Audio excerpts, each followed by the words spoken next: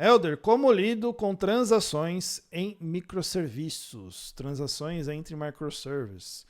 Gente, esse é um assunto muito importante quando a gente fala de sistemas distribuídos. Por quê?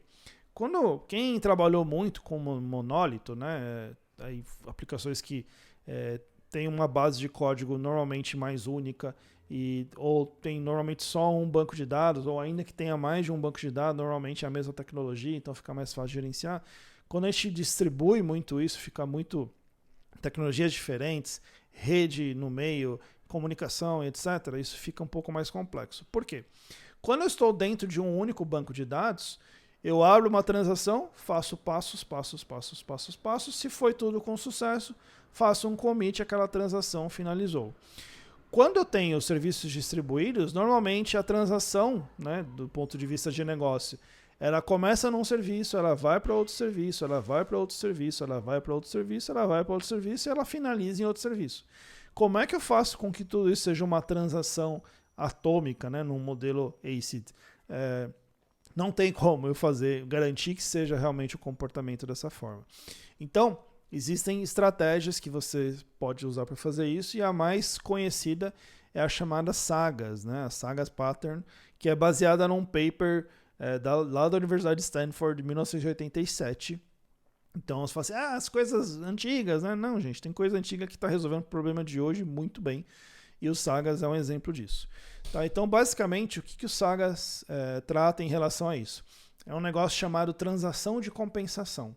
Ou seja, se num banco de dados, quando você tem um problema em um dos passos, você daria um rollback, na transação de compensação, que você não tem rollback, você faz uma outra transação que compensa o que aquela transação que precisa ser desfeita havia feito.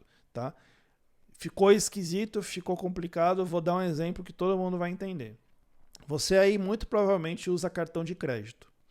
E aí, digamos que você olhou a fatura do seu cartão e você não reconheceu uma transação. Você olhou uma transação lá e falou, não reconheço, não fui eu que fiz essa transação. O que você vai fazer muito provavelmente, você vai ligar no seu banco e vai falar, olha, essa transação aí que está no meu cartão, eu não reconheço ela. E aí o banco vai fazer a verificação. Se ele entender realmente que a transação não é sua, o que ele faz? Ele remove a transação? Não, ele não remove a transação. Ele faz uma nova transação de mesmo valor com o sinal trocado. Isso é uma transação de compensação. Ele compensa aquele valor que hoje ele entende que não é mais devido. Tá? Então, naquele exemplo que eu falei, né, que você tem uma transação que começa num serviço e vai para esse, vai para esse, vai para esse e finaliza nesse, se nesse aqui você tem um erro, o que acontece com a transação de compensação? Você faz então uma transação que desfaz o que foi feito nesse serviço, outra que desfaz o que foi feito nesse serviço e outra que desfaz o que foi feito nesse serviço. E aí você volta ao estágio inicial, mesmo tendo serviços distribuídos, né? Microserviços no caso da pergunta.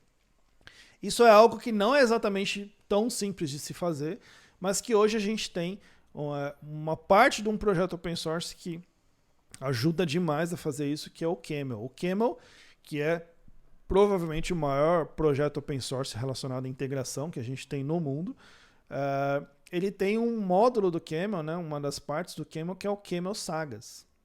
E o fantástico é que o Camel Sagas ele está dentro do Quarkus, então você consegue usar Camel Sagas com Quarkus hoje para fazer transações de compensação. Tá? Então, ele praticamente gerencia tudo isso para você. Você só precisa... O seu grande trabalho é construir a saga, configurar a saga, na verdade. Você faz isso em uma classe.